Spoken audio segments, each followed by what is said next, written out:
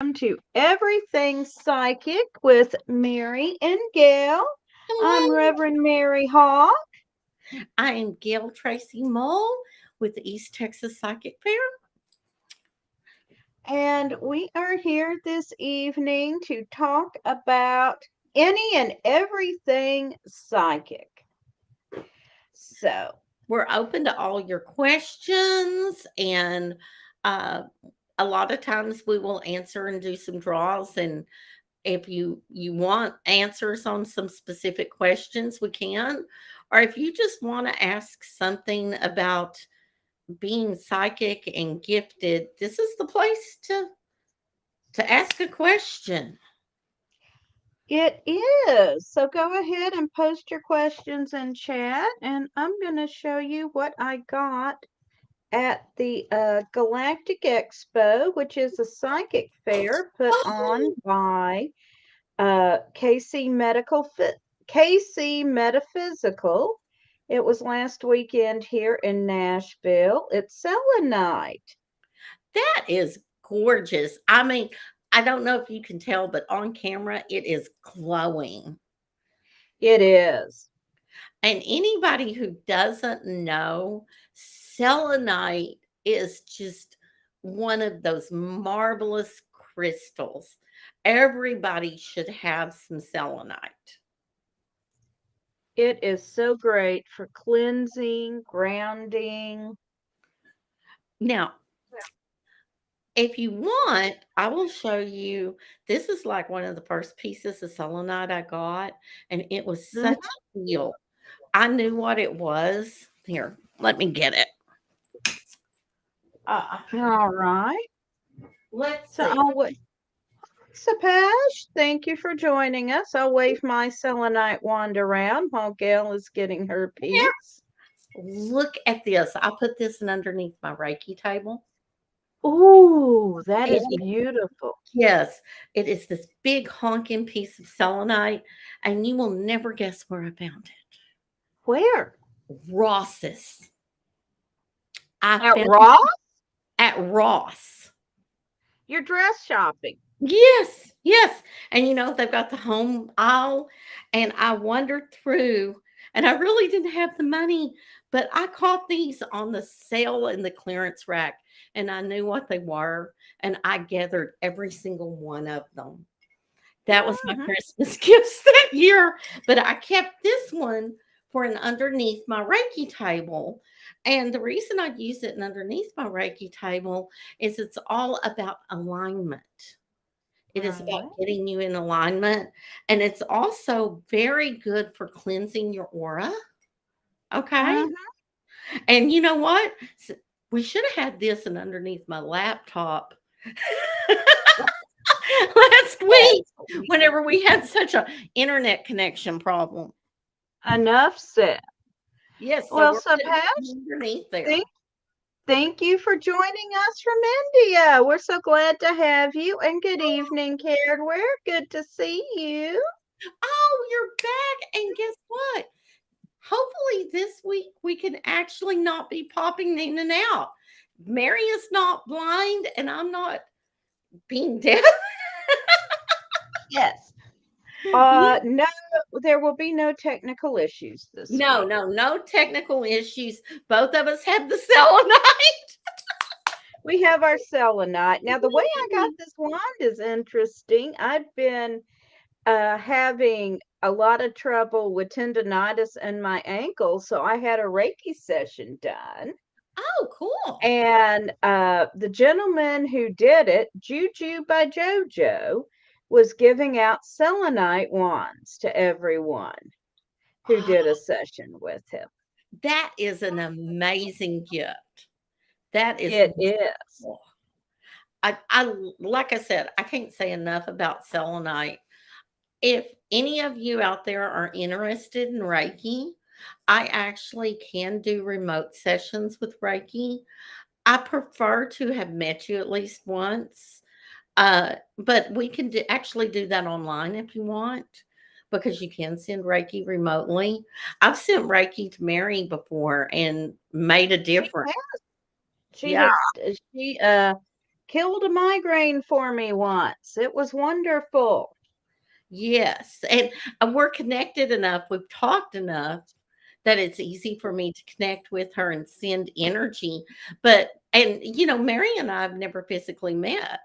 We just do things online with each other. Hopefully one day she'll get to come and see me, or I'd love I to see love that. Nashville. Yes, or you'll get to come to Nashville. It'll happen eventually. And Will. actually, Subhash, I am sharing this video in as many groups as I can from this particular application, but if you want to share it somewhere, please do. Please, we appreciate all of the shares. Yes, we do. Yes, we do. So, and anyone else want to say hi in chat? We'd love to hear from you. Mhm. And realize that Pagan World is really, it's a nonprofit, it's all ran volunteer. So all of you guys sharing is That may, amazing. It really, really helps to build the audience and to build everything. Um, and hello, Bo Jen. Good to see you. yes, hello. Ah, I know Bonnie. Yes, hello. Bonnie actually had a near death experience.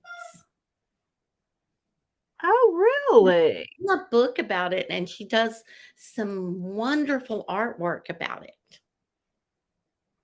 So, yes, it's good to see you, Oh, Bonnie. that's wonderful. Yes. Yes, it's nice seeing you too. Yes, she says. And people who have had such an experience often come back and they're totally different. It really changes things for them. And I know you're familiar. I've been meeting a lot of people. Um, I got knocked off. Okay. I met a lot of people that they're waking up right now. And they don't know why they're waking up, but all of a sudden, all of the things, um, they just know things, they feel things. All of a sudden, they're interested in spiritual things. And I think that is on the uptick. What about you, Mary? It is, but we are moving from the age of Pisces into the age of Aquarius. Yes. And so more and more people are going to start experiencing this kind of awakening. Yeah. We all have psychic abilities. Everybody does. Everybody does. It's just, I think we've really been taught to distrust them. We're taught to distrust our emotions. Um, we're taught to live in fear in our society. And being psychic and being intuitive is all about learning to trust that. It is. Hello, Astrid. Thank you for joining us. But yeah, we all have psychic abilities. Some of us, they're more developed than others. And that is just like we all have muscles. Hmm. You I got to mean, muscle, you got to practice with it. you know, uh, I'm a rather sedentary woman in her 50s, so I'm certainly not going to go run a marathon. But um, Oh, I hey, Ed. have the same muscles. Hey, Ed, good to see you. Hi, Ed.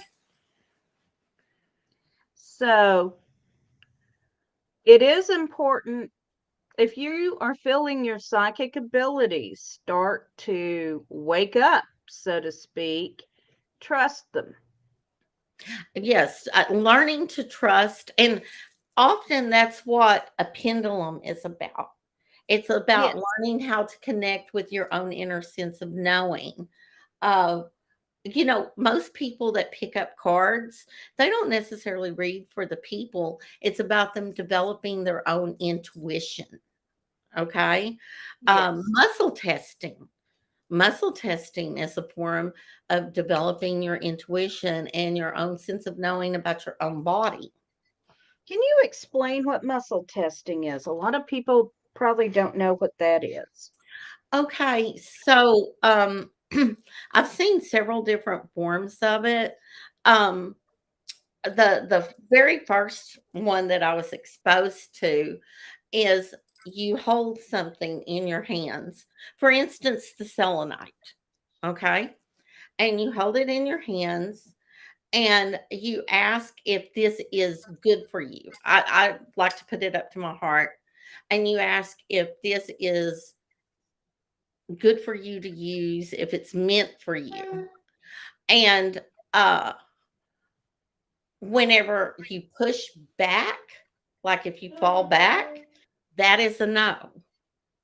If you lean forward, that is a yes.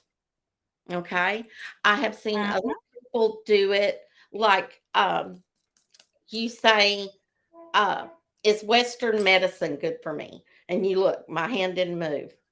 Is holistic medicine better for me? You see how it goes down? That's not me doing it. It's actually my body telling me what is good for me or what isn't good for me. We all have a sense of knowing. I mean, our body on a subconscious level knows these things, but you have to figure out how to tap into and know that. It's just like you with your pendulum. Whenever you get a brand new pendulum, Mhm. you have to do a set of test questions with it. You ask it to show you what a yes answer is. You ask it to show you what a no answer is. All right. So we'll You just know? run through that right Yeah. quick. Hello, pendulum. Will you show us yes, please? Get a little higher here. Mhm. All right. Thank you. Stop, please. Oh, it's active tonight. It's not one to not move. Yeah, this one's always been a little jumpy. All right. Thank you. Can you show us no, please?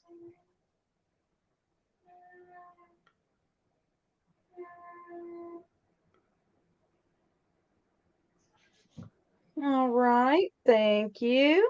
Stop. It's chubby. And can you show us I don't know or I can't answer, please? Okay. And you see, my yes and no on my pendulum is totally different than Mary's. My Okay, yes stop. is a circle and my no is a back and forth. And I don't want to answer. It just sits there and it vibrates. Okay, and I'm just going to show you so you can see what I'm doing. You can't really see the pendulum too well, but when I hold my hand on camera, we'll just ask a simple one. Is my car sitting in the driveway? And you can see it's moving, but I'm not doing anything but holding on to the tap here. And the pendulum's kind of moving like, what kind of bullshit question is that? You know where your car is. It is, but people have to understand that whenever you very first get a pendulum and you're new to it, you do sort of ask those bullshit questions. You do start out asking simple questions that you know the answer to. Pendulum work is great for yes and no questions, but you can wind up playing 20 questions. You can, and it can get mad at you if you overuse it. Like you said, it was saying that's a bullshit question. It really is like you know where your car is. You haven't lost your car. Right. I've lost my keys, I've lost my glasses, I've lost my phone. Oh, And hey, hey, Amber. Amber. It's nice to see you. I'm glad you could tune in tonight. But Known you for years. the pension's like, I don't have to help you find your car right now. No, but you have to ask those questions whenever you first start, especially if you're new to pendulum work, because you're trying to develop your own inner sense of knowing. And so you ask it simple questions like, is my name Gail? Mm-hmm. Right? Because you want to develop a um, rapport with it and to know that it's getting the yes and no's right. And then you can Yes. move into bigger and more technical questions. For instance, Mm-hmm. is this medication good for you? Or am I allergic to this? Or I will tell just, you a funny one. When I was starting out with it, I mhm. asked if the cat was in the room. And the cat was in the room when I started to answer the question, and the cat said, I'm out of here, and ran down the hall. And the pendulum started yes and changed to no. Oh, that's cool. Yeah. You know, who taught me about the muscle testing and where I got my first pendulum? I'm going to give a shout out to our local crystal rock shop here in East Texas and Tyler. It's the Crystal Rock Shop, and it's on Facebook. They also have an online store, and we would not have a community, the community we do here in East Texas and in Tyler, if they had not been here over 20 years. That is wonderful. Yes, that they started out, they were, you know how the witch lives on the edge of the woods and everything? They were Mm-hmm. the last street in Tyler, Texas. Now Tyler has grown past them now, and they started this little shop in, their garage. Bill and Jean, he was a retired fireman, and, one of their moms lived with them, and it's still family owned. It's still owned by their son and his adopted daughter. And they still Oh, run it. It's open Friday and Saturday, and it is the place, and they have the most wonderful selection of things. And, I know you know a lot of pagans. That's the way a lot of the shops are. They're somewhere yes. in the middle of nowhere, and it's word of mouth. Oh my goodness. That reminds me of when I lived in New England. And we were following someone I had met in a Yahoo group back when, that's how Yeah, we met each other, yeah, I remember Yahoo. to this shop that someone ran in a barn that was like Mhm. only opened on Friday nights and Saturdays. And at this point, we're totally lost. And my ex is saying, what's the name of this place we're going to? And I can't remember the name of the shop. He said, we're in the middle of nowhere. There are stores here. I said, well, the guy runs it in his barn. So we're following someone you met on the internet to go shopping in a barn. Yes. And we Uh-huh. really don't know anyone here yet because we just moved here. Yeah. I should I have brought a weapon. Whenever I went to my first pagan gathering, since we're trading stories tonight, apparently that's what we're doing. Um, I went to a meeting of the Tyler area pagans, and I knew one lady sort of a little bit that was a part of the group. And I had been really sick for about a month, one of those low grade fevers. And I woke up on Samhain and felt good and had no place to go. And I got online, and there this meetup group popped up, and I wound up going off to somebody's house in the middle of nowhere, that you had to find on the Google map. But I knew that I Mhm. knew one person that would be there, and here I am. Mm, you know, and immediately walked in and felt like I had found home. When we got there, the place was awesome. The guy made his own brooms, had a great selection of books. I got incense. You like that, Sonia? I should have brought a weapon. Well, no, but I'm from Texas. Everybody's got a weapon. Okay. That's just what we do around here, and I imagine Tennessee's not that much different. Yeah, we were in New Hampshire, but there are Well, weapons in New Hampshire too. But anyway, does anybody have a question about being psychic, developing your psychic abilities? We can do a three-card pull of Sonia, you're from cards. Texas. What part of Texas? Texas is a big place. You can fit several Tennessees in Texas. Well, technically, whenever they established Texas, supposedly it had the right to subdivide itself into 5 states. North, huh? I'm trying to think what is near you. I'm actually in East Texas. You will have to come out and close to Oklahoma. Yes, I go that way. I actually lived up in the Panhandle, Lubbock, and all of that. And I have family in Oklahoma. Hi, Sharper Sophie. Good to see you. So if anyone has any questions, please go ahead and post them. Absolutely. That's what we're here for. Yes, paganism is growing in Texas, Sonia. It's still sort of on the down low, but we are getting there. We are. And that article I sent you the other day, it said that Yes, by 2045, that if things continue on trend, that paganism or other agnostic people will outnumber Christians in the US.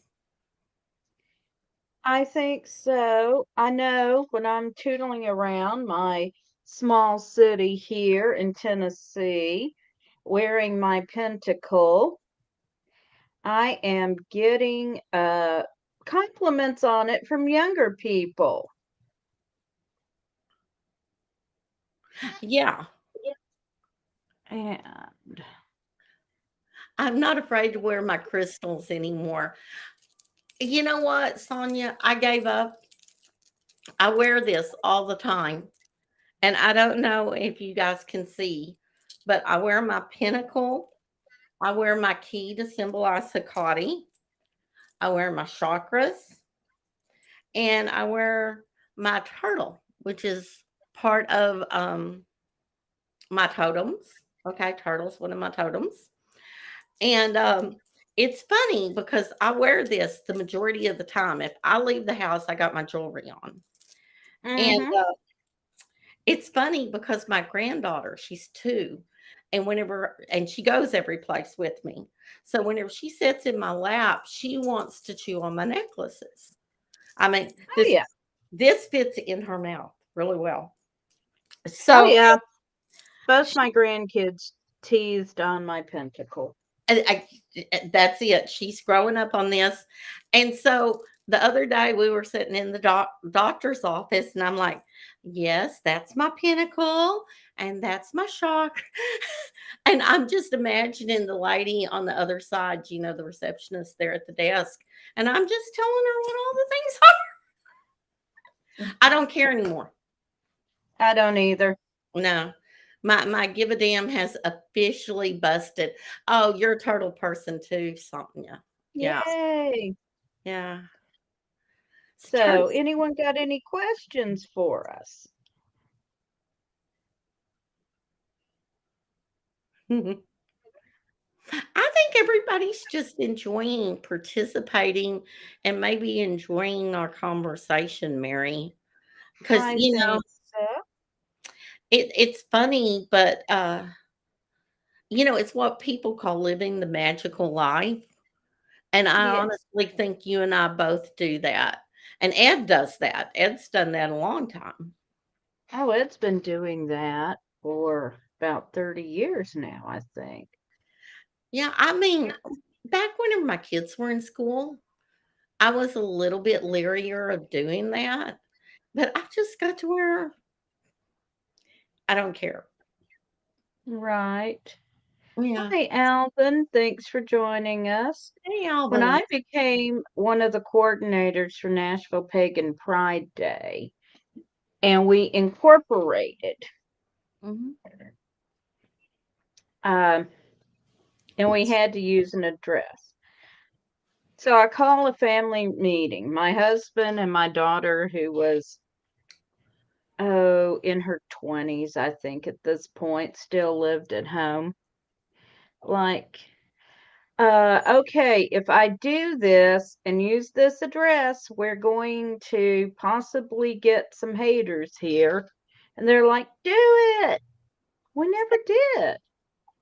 No, What no. do I think is the best way to find your spirit guide, Sonia? Okay. Uh, meditate if you can at the same time every day. Establish a meditation practice where you are actively asking to work with your spirit guide. Mhm. And you've got more than one, we all do. And ask for information you can verify. Spirit guides give us verifiable information. They do. And, most of the time, if you've got a spirit guide and or animal totem, um, I find that they've been with you a long time. They've been trying to communicate with you a long time. And whenever you finally open the door and say, "Hey, spirit guide," they're like, "Thank you. I've been trying to get your attention." Yes, Yeah. yeah, Often the same with a god or a goddess that you work with. You will find that yes. they're around for a long time.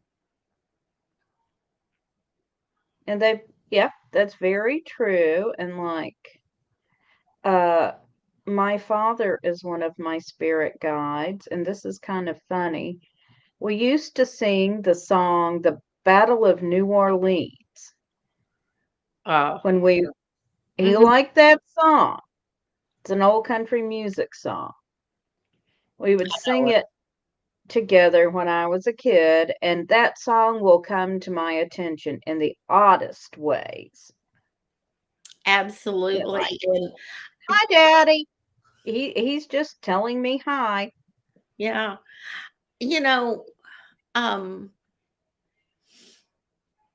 I honestly think that one of the oldest forms of witchcraft, I don't know if you'll agree with me on this, is actually ancestor worship. I agree. Yeah, Honoring your ancestors is important. yeah. I think most witches out there, um, it's a thing. We carry on the family traditions. We do the things. And not all of us are born with a witchcraft background. I wasn't. I had to learn on my own, but that doesn't mean that I didn't come from talented people. They just didn't want to call it craft. That is true. And I mean, my father taught me how to detect speed traps on the interstate. And I bet he And didn't think of himself as remotely witchy. no, he was a good Southern Baptist. Mm, yeah. But he explained to me about how you have to create feelers and send these feelers out on the interstate ahead of you and learn how to send them out to alert you for speed traps. I love it. Now, if that's not magic or ESP or a psychic ability, I don't know what it is. Yeah, and, my mom, she would not have thought of herself as witchy in any way, but she had so many what she called old wives' tales, and she always read the books on different medicinal things, and holistic things, and so and My dad's family was very they were missionary Baptist. But, she was sort of agnostic before they really called it agnostic. I mean, she probably would have told you she was Christian, but not so much. I have Yeah. come to acknowledge that I am probably I get a lot of that from her. But my dad had a very strong intuition, but he would have told you he was Baptist. Oh, yeah. Yeah. Yeah. Yeah. But, well, all my relatives that I'm aware of were all strong Christians.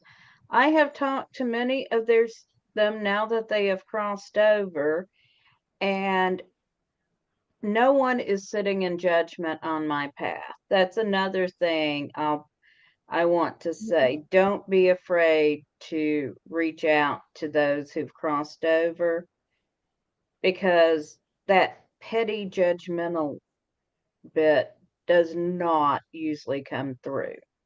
No, it's different on the other side. They sort of expand a little bit. Now then don't get me wrong, they're still them. They are still them. Yeah, they are. My sister-in-law was very much not a believer in the things that we do, and she died during COVID. At her and my mother-in-law died within 16 hours of each other. It was very hard.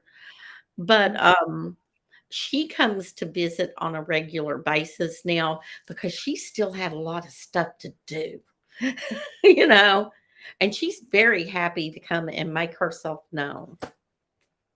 Hmm. Okay, so all of our people are getting to know each other over here. This is cool.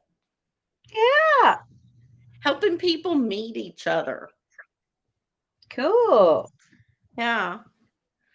How about you? Do you think our community is getting smaller every day? I think it is, or smaller. It's getting more Large. connected every day. More what? More connected every day. I Yeah. do. And that's one of our missions at Pagan World. And Mhm. if you're not a member, go to our social site, pagan.world or paganworld.tv, that's scrolling across the bottom. You can set up a free profile there and please join us because that's our big mission is to connect pagans with each other and And create more community. yeah. That's what I'm doing here in East Texas and having the events. Um, because as Sonia will tell you, pagan events in Texas, it's still well, you set up there in Nashville, but it's still pretty dicey in Texas to have a pagan event. And we're getting there. We're making That's good. inroads. Yeah. It is part of my mission is to make it so that it's okay to be like us. And that is a big important mission. Yay you. Yes. Well, yay, all of us, because that's what Pagan World is doing. That's what all the people who are listening here in your own way, you're doing that. Right. And that is important. Now I've had a busy few weeks. I've had a Pagan Pride Day fundraiser. We did snacks and sears, or snacks and sneers, as the 8-year-old grandkid was calling it. I like it. Yeah, then we had Osiris Fest, then we had the Galactic Expo, and I'm actually kind of happy I don't have to go do an event this weekend. I know. I don't have an event this weekend. Now I'm going to go to one because I'm still looking for vendors for my psychic fair. Um, I've been busy. I'm working on a web page for the psychic fair, and I have been starting to explore doing retreats because people need to learn right now. They're thirsty for knowledge. People are, and I'm glad you're no longer embarrassed to say you're pagan. Isn't it a relief whenever you do that, Bonnie? I mean, it's just it's so freeing just to get to be you. It is, and since I am an ordained priestess, I even have people listing me always on their clergy on Mar their hospital forms. So you froze up just a second on my end, Mary. I don't know if everybody heard that. Okay, well, I'll just repeat myself. Since I am an ordained priestess, I have some people who list me as their clergy person You on know, medical forms. that is cool. I actually need to let people know that they can do that with me because I am actually a ULC minister, which is Universal Life Church. I did that whenever I got my Reiki attunements. And I have married people. And I really think that we need more people that can do marriages, they can do funerals, they can do Mm-hmm. celebrations. Um, it's a big deal to have somebody willing to do that. And here in Right. particular, we've got a lot of LGBTQ people that, the regular churches, no, they won't marry them. And so it's a big deal to have somebody like me or you that's open minded enough to say, sure, and just be Yeah. happy and celebrate them or to do a hand fasting. Yes. And Alvin always wants more tarot stuff. What do you want to know about tarot, Alvin? Ask us a question. We'll be happy to answer it. And yes, Bonnie, you do feel guilt about Christianity. I don't really feel guilty about leaving Christianity. I don't think it was ever for me. I tried to fit in, and I went to several churches, and we would go. My children will tell you whenever they were little, we would go to churches, and the minute they asked us about joining, I would never go back. It just wasn't for me. The only church I've ever joined was the UU church. And I am a member of the UU Church here. So Yeah. Alvin says he's practicing tarot for a while, not making much progress. So, Alvin, what deck are you working with, first of all? And how are you practicing? Yeah. It um just in general, while he's replying to us, um, a lot of times whenever people um get a tarot deck, I mean they can look, they can memorize the cards, but people don't realize it's a system. There's a lot of parts and pieces to it. It's not Mm-hmm. just memorizing cards, it's intuitively feeling cards. And tarot is about a big picture. It's about how people interrelate, and how you get that is from the layout. Okay. He sent us a link. No, that's not from Alvin. Okay. I don't know what that is. Right. Rider Waite. Okay, so Rider Waite is a good one to start with. You're doing daily practices using a guidebook and that's not working for you, then I would say the fault is with your guidebook. That's not the right way for you to learn. I would Were you suggest finding a local person or somebody to tutor him a little bit. What about you, Mary? That would be good. Another question I have is, did you feel strongly drawn to the Rider Waite when you bought it, or did you buy it because someone told you to? Yeah, I teach on rider weight, just because if you can read Rider Waite, then you can pick up any deck of cards and use them. Okay, it was given to you. All right, because there are a lot of tarot decks out there, and uh, now how advise people to get started if they don't have a teacher is to do a daily draw, one or three cards. Mhm. If you're able in the morning, asking your guides to show you what your day is going to be like. If your schedule doesn't allow that in the morning, then do it in the evening and ask about your day, what tomorrow is going to be like, and keep a journal. Write down what cards you get and what happens. So Journaling you're is really good whenever sorry, I interrupted. That's okay, but yeah, journaling with it is good.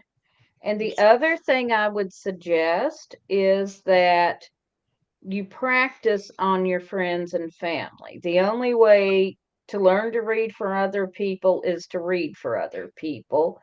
And read for people who'll be honest with you about your feedback, and it's okay, and people who are okay with you flipping through a book if you need to. Yeah, that is it. Also, since it was given to him, you know, you might need to cleanse it. Yes, that's a good point. You might need to, I would say, smudge that deck, sage or some other incense you like. Um, Maybe set it on top of some salt, set it in the moonlight. That would That be a would be good. If you've got some selenite, since we're on selenite, that would mhm. be a good crystal to use to cleanse that deck. And you also might just see if another deck speaks to you. The Rider Waite was not my first deck. The Celtic Wisdom Tarot was my first deck. Mm. And it literally pulled me off the internet to buy it, or off the interstate to buy it. You told me about that. I remember. Yeah, I was, my daughter and I were on our way to the mall one Friday night. We were going to have dinner at the food court and go see a movie. And I get off the interstate one exit early. And as I'm getting off, she's like, Mom, wrong exit. And I'm like, what are you going to say to the smart aleck kid? And then I see Barnes and Noble and said, yeah, we got time. I need to run in Barnes and Nobles because I know I'm supposed to go in there. And I go in Barnes and Nobles and I find this tarot deck that was calling to me because I just got paid and I had the money for it. And you know what? That is a perfect example of listening to your intuition. It is. So I bought that, and then we got back on the interstate and had our mother daughter dinner and movie night. And Alan, if you decide that you just want to try another tarot deck, I mean, listen to what calls you. Like Mary said, hers called her. But I will tell you that I know several people who have picked up this deck, The Wild Unknown, and I have yet to meet anybody who said, "Oh no, I don't like that deck." I mean, it is very intuitive, it is very friendly to use, and you have to understand the Rider Waite was actually manufactured in another time, and the symbolism meant a lot to them. But Hmm. we don't always connect with it so well in our world today. Yeah, the Especially Rider Waite is over 100 years old at this point, I believe. When was it published? I forget, but I mean, that was all Golden Dawn and, the mind maps and all of that whenever Rider Waite really Hmm. came into to being popular. But yes, the Wild Unknown is it is a self-published deck, and this particular author. It's written and illustrated by Kim Kranz. I'm probably saying that wrong, but she has some amazing work. Never got to meet her, but hey, maybe she's listening in or she will see this. I would love to meet her. Yeah, the Rider Waite Jack, I'm going to say Rider Waite Smith to honor Pamela Coleman Smith, the artist. And Mhm. that deck was first created in 1909. So it is over 100 years old. Yeah. And we really don't know the origin of tarot cards. I We mean, do I not. have investigated it. There And are so many possibilities. There are suggestions that they came with the Rom, who, because the word gypsy is an insult, so we say Rom. mhm, And they are a tribe from originally from India, and playing cards came to India from China. So they could have brought them, but the first records we have of cards were from the 1300s of cards in Europe. Were in the 1100s, I believe, in the Italian city state of Florence, mhm. but then they were being outlawed for gambling. It was not fortune telling. Yeah, and there's some evidence that maybe they started out as a game of chance. We're not sure whether, playing with them came before divining or if the divining came first and they developed into gaming. Um, it is widely thought that cards did not become widely used until the advent of the printing press, because before then all of these cards would have had to have been hand painted, and even once the printing press was developed, they were really valuable because the common person didn't have access to that. So Right. it's a big deal, and I believe the Rider Waite, they talk about really it was probably 2 different systems of cards because, we've got major and minor arcana, and the major arcana are more about archetypes, whereas the minor arcana, you can sort of relate them back to regular playing cards. You can. Yeah. So it's like there was a marriage of the 2 somewhere along the line, but where that was, we do not know. Actually, at the psychic fair this coming month, uh, one of my good friends, she's Lana the medium, she is going to teach a class on reading using regular playing cards. Cool. $60 to learn how in 2 hours the basics of how to read with regular playing cards.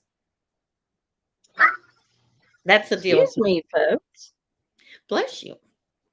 Yeah, we need to go ahead and announce our dates for June. We will be on Friday, June 16th and Friday, June 30th.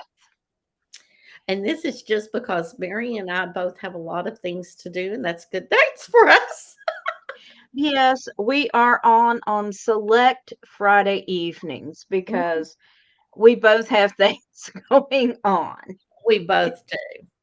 Literally, I ran in here with 10 minutes and I called my husband, charge my laptop.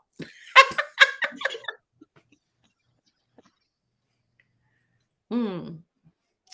So I did want to make that announcement. Please join us on June 16th and June 30th for more Everything Psychic with Gail and Mary. Absolutely. And hopefully, that gives Alvin a little bit of insight into cards and um, the system behind them. Uh, Also, um, like we were talking, the Golden Dawn is whenever the Rider Waite was actually developed. So the birth of paganism and the publishing of the Rider Waite are sort of intertwined. Right. And one of the things that I understand about that time, it was more of a ritual magic kind of world at that time for the craft. And a lot of their paintings, a lot of the grimoires were what they called mind maps. So they didn't believe that people could just pick up a deck of cards and read them because there is all sorts of symbolic meaning in each and every card. And so just your normal person was not trained in those esoteric arts. I will also say this. There are accepted meanings of the cards, Mhm. but you should also look at the symbolism and let those symbols speak to you, especially when you are reading for people. I read intuitively. So I am speaking to spirit and the spirit guides of the person I am reading for when I'm reading. Now, I have a friend who is an incredible tarot reader, and she is absolutely by the book. Mhm.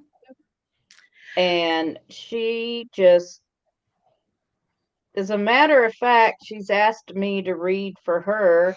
And while I'm going on intuitively, she's like, well, this card also means this. Yeah, it doesn't mean that right here. I'm reading. Hush. You want to read for yourself? Read for yourself. You asked me to read for you. Yeah, it's hard whenever you read for somebody who reads because you put the card down and they already know what they think it means to them. But I like getting somebody to read for me because I see so many different paths that Mm-hmm. sometimes I need somebody to zero me in. Um, I read a little bit from the memorized meanings and a little bit from intuitiveness. And some cards mean something different to me than they mean in the book. And then other things, it's just because I memorized it so long ago, um, that I just have it memorized. One of them is the Eight of Wands. Alvin will know this. It's one of those weird cards. It's got all these sticks in the air. Yeah, exactly. And that means that things are moving fast to me. But, the normal person, whenever I lay that down, isn't going to think that things are moving fast. And it means that to me because that's what Rider Waite says it means. And so that's my intuitive. I don't get anything else off of that. But now then, like the moon might mean something totally different for me than what is in the book. To You me, know, the moon is things are not what they seem. to me, it means that there's some underhanded business going along on. Things are there's some snarky people in your life. Well, there are always snarky people in my life, but that Yeah. doesn't mean they don't mean me well. Yeah. And most of the time, if the moon shows up, they're not doing too good. I meditate and look for things that stand out from the cards. Yes. So you're probably trying to read them more intuitively, which I'm down with, like I said. But a lot of times it's a little bit of a mixture. And if Right. you do the things that we've suggested and they don't work for you, find you another set of cards that you're drawn to. Yeah. I agree. Mm. But Yeah, I've read cards for a very long time, and, they are an art. I will say Yeah, not everybody is meant to read for the public. Some people are meant to read privately for themselves and their family. It's not for the faint of heart to read for everybody. it's not. And you haven't told us why you took up tarot, Alvin, but there are many other forms of divination. And it could be that tarot is not your form of divination to work with. Mhm. And then I have a friend that madly collects tarot cards, but she says, "I can't read any of them. I just love to look at them." And she does. Okay. She collects so many. Barbara, if you're out there and listening, you know I'm talking about you. And she will say that it's her Gemini that gets her. You know, she gets them and then she's like, no." Very talented witch, but she is. She's all over the place. Mm. But people scry. Scrying is something I want to explore more. I haven't done as much scrying, but believe it or not, my husband, who is very Christian, can scry a little bit. That's interesting. And Yes. for those who don't know, scrying is the art of looking into a reflective surface. It could be water. I've got a black scrying mirror. Yes, it can be a crystal ball Hmm. and looking for images. I've known people that scried into a candle. You know, I actually one of the things on my to do list, like it's this long. uh, I want to create Scottish keek stain.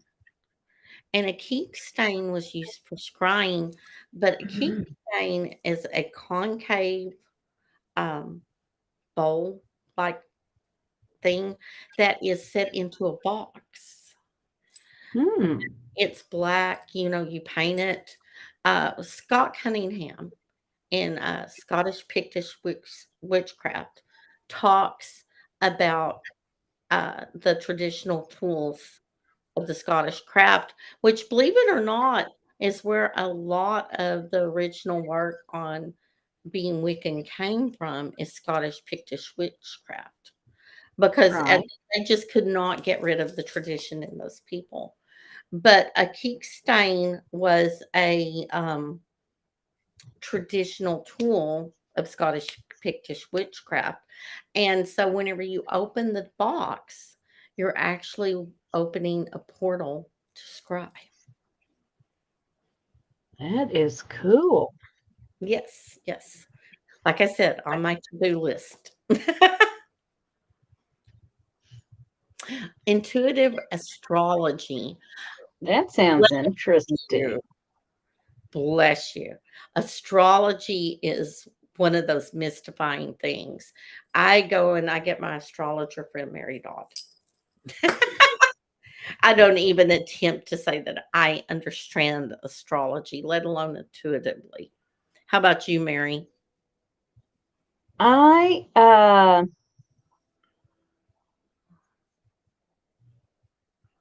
I understand a little bit, but I am not competent to cast a chart for someone. No. And you know, Bonnie, people who do astrology charts and do them well, it does take a long time. It does. She works very hard on the charts that she does. And there's a lot of mathematics in astrology. So I think Mary would come closer to doing astrology than I would. Probably, but numerology is where I shine. And we are coming up on the top of the hour, folks. So we Oh, are going to have to say good night here. I have had fun tonight, Mary. I have too. It has been good just to hang out with all these wonderful people and just to talk about the craft and talk about divination and selenite and all of the things. And I would appreciate it if all of you share those upcoming dates and tune in and tell your Yeah, friends. tell your friends. And that will be June 30th and June 19th or 16th, I think. At Let me 16, look at I it. was about to say, not the 19th. That's my daughter's Yeah, June, birthday. yeah, June 16th and June 30th. And we will have to say goodbye now. We're a little over, but thank you so much for being with us and blessed be. Yes, blessed be.